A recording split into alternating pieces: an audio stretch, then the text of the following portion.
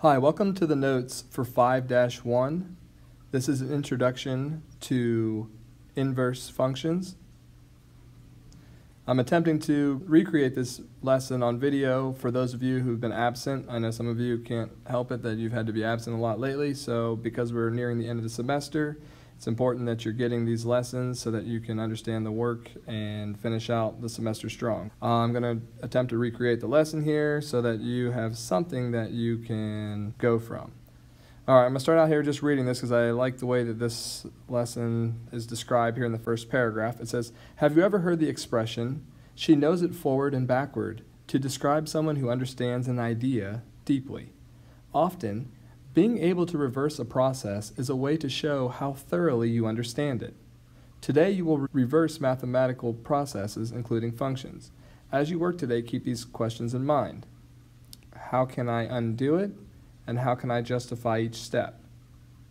Now in class, we looked at this diagram a little bit more closely. This is the process of wrapping a gift. The gift here is a ring, and you notice here in the first illustration, they're taking the ring and then they're putting it in the box. They're going to wrap the box with gift wrap. They're going to attach a bow, and then you've got your final product there. So there's a lot of processes, and this is within mathematics and outside, where you do one process and then that process gets undone. For instance, the bottom here where we have the present was probably received. So when you receive the present, they probably have to take the bow off. They're going to remove the box from the wrapping paper, open the box, and take the ring out. If you take any one of these steps and you put it in, a different order, it doesn't make any sense. The same holds true for the mathematical processes of, taking the inverses of functions. Now we did an activity here called Guess My Number at the start of class. It says, today you will play the Guess My Number game. Your teacher will think of a number and tell you some information about that number. You will try to determine your teacher's number. It says you can use a calculator or paper if it helps. When you think you know the number, sit silently and do not tell anyone. Be sure to give others a chance to figure it out. So it says, for example, your teacher might say, when I add 4 to my number and then multiply the sum by 10, I get negative 70. What is my number? Okay, so here is the ones that we did in class. We didn't sit silently. We did sit silently, but we submitted them on the calculator there, and we checked to see if everybody was understanding, and it seemed like everybody was doing a good job. So the first one says, I'm thinking of a number that when I triple my number and add 4, I get 10. If you'd like to pause the video there and take a second to think about it, go ahead. What many of the students said there was, since they knew that they were ending with 10, they were going to have to go backwards and undo these steps that happened right before. So if we started with 10 here, then we're going to have to take away that 4. So we would need to subtract the 4. Okay, so when we did the 10 minus the 4, we now have 6. And then, it said we had tripled our number originally, so in order to untriple it, they were going to have to divide it by 3. So when we take our 6 and we divide it by 3, we end up with our number being 2. Now we could check it by putting it back in. If we take 2 and we triple it, which is multiplying it by 3, we get 6. And then we add 4, we get 10, which was the result that we actually started with. So the missing number here was 2. We'll do one more here. Like I said, this was just an activity to kind of warm up how we were thinking about it. The next one says, when I double my number, add 4, and then divide by 2, I get 5. So if we're starting now with our 5, and we're trying to go backwards here, we're going to have to undo the fact that we divided by 2. So the inverse operation for dividing by 2 would be multiply by 2. So when we take that 5 and we multiply it by 2, we now have 10. And then we're going to have to undo the add 4. So to undo adding 4, we're going to have to subtract 4. So we have 10 minus 4 is going to equal 6. And then it said originally we doubled the number, so we're going to have to end up taking half of it or dividing it by 2. So we do 6 divided by 2, and that gives us 3. So our missing number here is 3. All right, so I think I'm going to skip over these two here. You kind of get the idea of what we're looking at here, and we're going to go on to the next section here. Now there's lots of reading in this lesson here, but in the end, I think it will actually help you out.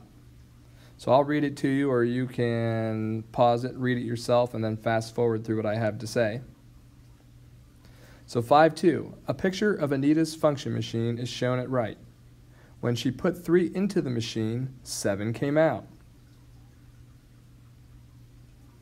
Says when she put 4 in, 9 came out. And when she put -3 in, -5 came out. Letter A, make a table to organize the inputs and outputs from Anita's function machine. Explain in words what this machine is doing to the input to generate an output. So we've got this table over here on the left side, the right side. And it says when we put in 3, we got 7 out. When we put in 4, we got 9 out. And when we put in -3, we got -5 out. Now it asks us to explain in words what's happening in this machine. If you need a moment, go ahead there and you can pause the video, think about it. If you're ready, here we go. It looks like for this, we're going to take our input values and we're going to multiply them by 2 and then add 1. So we're going to multiply by 2, then add 1. Now letter B says, Anita's function machine suddenly started working backwards. It began pulling outputs back up into the machine, reversing the machine's process, and returning the original input. If 7 is pulled back into this machine, what value do you think will come out the top? Well, if 7 was the output here and it got sucked back into the machine, it looks like 3 would be what would be, it would come out of the top. So Anita sets up her new backwards function machine and enters the other inputs. What would you expect to come out of the top if 9 was entered and if -5 was entered? Explain. Well, we know there already if 7 was plugged back in or sucked back in there, we said that 3 would come out of the top. If 9 was sucked up back into the machine, okay, it probably would be 4 that would come out. And if -5 was sucked back in, -3 would come out. It says record the inputs and outputs of the backwards function machine in a table. So record the numbers going in as X and the numbers coming out as Y. Explain in words what Anita's backwards function machine is doing. Okay, so this is X. I have f of X, but we know that's the same thing as our Y's. So what's actually happening here then is we've switched our inputs and outputs from our table above, right? Our 7 went in, 3 came out. 9 went in, 4 came out. And -5 went in, and -3 came out. So what is it actually doing? Well, in this case, if it was going backwards, remember before we were going to multiply by 2, then add 1. Now it looks like it's going to end up subtracting 1,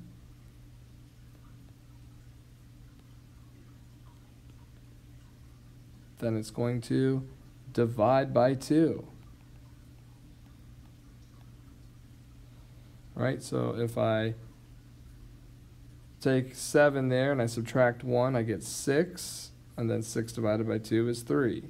9, subtract 1, I get 8. 8 divided by 2 is 4. And the same thing with -5 and -3. It says, write equations for Anita's original function machine and for her backwards machine. How are the two equations related? Well, our first one there, we could say here, if we called it f of x, okay, this is important to be able to construct a function. We're always going to start with our input, and what is the thing that we're going to do first? Well, we said we were going to multiply by 2, so I'm going to say that's 2x, and then after that we're going to add 1, so 2x plus 1. For Anita's backwards machine, and right now we'll just call that the inverse of f of x, and we'll talk about this notation here in just a moment. But we're going to say here that first thing was going to happen there was to our x, once we put x in, the first thing that was going to happen was we're going to subtract 1. And now remember, that's like a new number, right? X minus 1 is a number. We're going to end up dividing that entire thing by 2.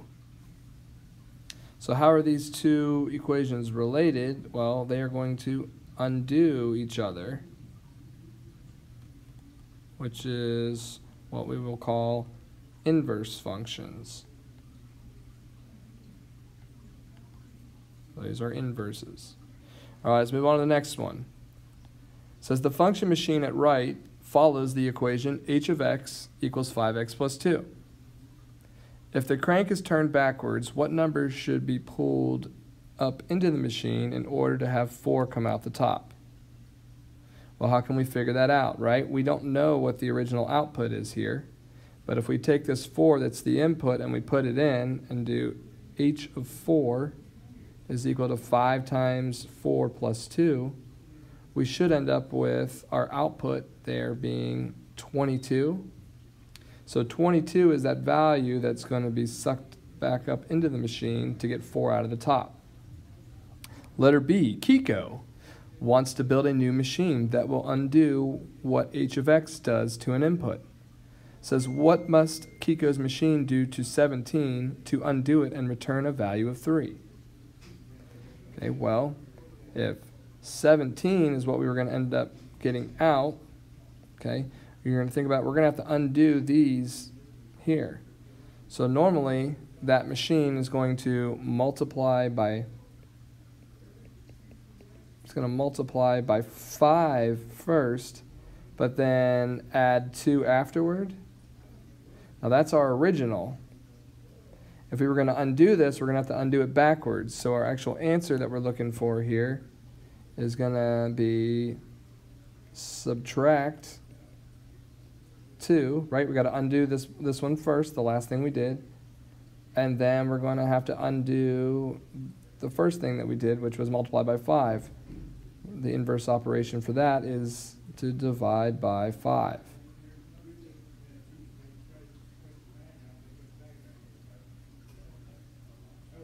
So an undo function is called an inverse. We already talked about that and has the notation here. So you see this notation. I wrote it in the answer for the other problem, but it's like h, and it looks like it's being raised to the negative first power. However, it's not really being raised to an exponent. This is just the symbol that we use to denote that it's an inverse. Okay, now it says write an equation for the inverse of h of x, and which is our undo function. So if I want to write the inverse there, instead of writing just h of x, I'm going to write h, and it looks like it's to the negative first power. Just remember, that's the inverse of h. And that's going to equal, well, the first thing here, right, is we're going to start with our input. And the first thing we're going to do to it there is take away 2. The second thing we'll end up doing now is dividing by 5. But remember, we have to divide everything by 5. Now letter D, it says choose a value for x, then find a strategy to show that your equation for the inverse of h of x undoes the effects of the function machine. Okay, so we already did our h of 4, right? We plugged in 4 into function h and we got 22 out. So if our function really works and really will undo everything, right? If we take our 22, which was our final answer, and we plug it into our function h, it should take us back to what we originally started with. So we're going to say 22 minus 2 divided by 5, which is 20 divided by 5, or 4. So you'll see here we undid it and ended up back at 4. So our original point we had there, our input was 4, our output was 22. For the inverse, our input was 22 and our output was 4. This is a really big, part of what we're looking at here. Notice our inputs and outputs switch, or our x's and y's have switched. That's really important to look at. All right, so if you have questions, please make sure you're, marking those down, and you can ask me in class. Hopefully this is helping you out a little bit. Let's look at the next one here. 5.4. Kiko was working with a new function, g of x. It says he wrote down the following steps for g of x. He's going to add 5, divide by 2, he's going to cube it, and he's going to multiply by 6. It says, what is the equation for g of x? And then what is the output when 3 is put in? Well, let's do it. I'm going to do a over here, down in this part. And this is the importance of building the functions correctly. Okay, so we have g of x. Remember, the first thing we start with is x, right? That's our input. So the first thing here for our function g of x is we need to add 5 to x. Now, after we add 5 to x, this is a new number now. Okay, so this is a new number. The next thing we're going to do is take this new number, which is x plus 5, and we're going to divide it by 2. Now we have a new number here. This new number is x plus 5 and then divided by 2. The next thing it says happens here is it's going to be cubed. So we don't want to just cube x, right? We're going to cube this new number that we have. So we've got x plus 5 over 2, and that whole thing is being cubed. And the last thing it says is we're going to multiply by 6. Now you can put the 6 in the front or in the back. It doesn't matter. Whoops.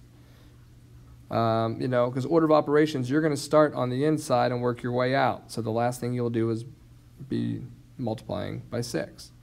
So there is our g of x. Now they want to know what is the output when we plug in 3. So let's plug in 3 here. We've got 6 times the quantity of 3 plus 5 over 2. And we're cubing that. So let's just simplify it down. We've got 8 over 2 cubed, and we're going to multiply that by 6. 8 divided by 2 is 4, and 4 cubed is 64. So 6 times 64 is going to be 384. So we have our g of 3 is equal to 384. Or we've got that point 3 comma 384, our input and output. So that was letter A. Now it says for letter B, help Kiko write down the steps in words of the inverse machine. All right, so I'm going to just switch colors here. All right, and I'm going to actually make that list up here next to the list that we already have. So this was our original over here. And then we're going to do the inverse on this side. So remember, we have to undo each of the steps in backwards order. Okay, we're starting with the end and working our way back to the beginning. So the last thing we would have done to get our output was multiply by 6. So to undo multiplying by 6, we're going to divide by 6. So after we do that, now we have to undo cubing it. So we know that the cube root would be our second step. Then we have to undo dividing by 2, which would be multiply by 2. And then to undo adding 5, we are going to subtract 5. So we've listed those out in words here like it's asked us to do. Now they want us to write the equation. So for letter B, we're going to use the inverse notation. So we have that g that looks like it's being raised to the negative first power. Remember, it's not. we always start with x. So the first thing here we're going to do is we are going to divide it by 6. So we have x divided by 6. Now we need to take the cube root of that entire number. And then we're going to multiply that by 2. And I like to put my multiplication in the front. So there we go. And then afterward we're going to subtract 5. That is our new function. Letter C says, verify that your equation in part B correctly undoes the output of g of x in part A. Well, we already did a problem here, right? We said that when we plugged in 3 into our original function, we got 384 out. So if we start now, this is for part C, if we start with our 384 as the input, and we're going to undo everything that happened to it here, we should end up with 3 if we did it correctly. So I'm going to plug in my 384 for x. If you want to pause it, work through it there, and then check, make sure you did your work right, that'd be fine. But 384 divided by 6 is going to end up being 64. Just bringing everything else down. Cube root of 64 is 4. So we now have 2 times 4 minus 5, which is just 8 minus 5, which is 3. So we plugged in 384 and we got 3 out as our answer. So we can conclude that we built that function, that inverse function, correctly because our inputs and outputs have switched. Alright, so this is the last part of the notes that we did here, and this was just practicing doing this. So what I would suggest to you here is you can take this and pause it, work through them, and then you can, fast forward through to check your answers, and then rewind back if there's something that you did wrong and need explained. I'm going to go ahead and explain it now, but like I said, go ahead and pause it, try to work them out. Alright, for letter A here, I'm going to take it and I'm going to just list out my steps. So I'm going to multiply by 3. Then we're going to subtract 6. That's our original here, right? So our inverse, okay, means that we're going to have to add 6 first and then divide by 3. Now, not everybody's a big fan of writing these all out all the time. Okay, I understand that, but we're just learning a new skill here. I'll show you a faster way to do this later in the week. But right now, it's making sure that we understand it. So we have our inverse of f of x, and we're going to say here that this is going to be, we're going to start with x. We're going to add 6 to it, and then we're going to divide that entire number by 3. So that is what we should get there. Looking at B, our original here, we would end up cubing it, and then we would subtract 5. So for our inverse function, we're going to have to undo the subtracting 5 first, so we're going to add 5. And then we're going to take the cube root. So our inverse of function g is going to equal, we're going to say x, we're going to add 5 to it first, and now we're going to do the cube root of that entire number. So you need to make sure that the x and the 5 are both under the radical there. Alright, let's get to the third one. We have p of x. So it looks like here, if we look at the order of operations that's happening in it right now, if we knew what x was, the first thing we would do is add 3. After we added 3, then we would cube it, and then we would multiply by 2.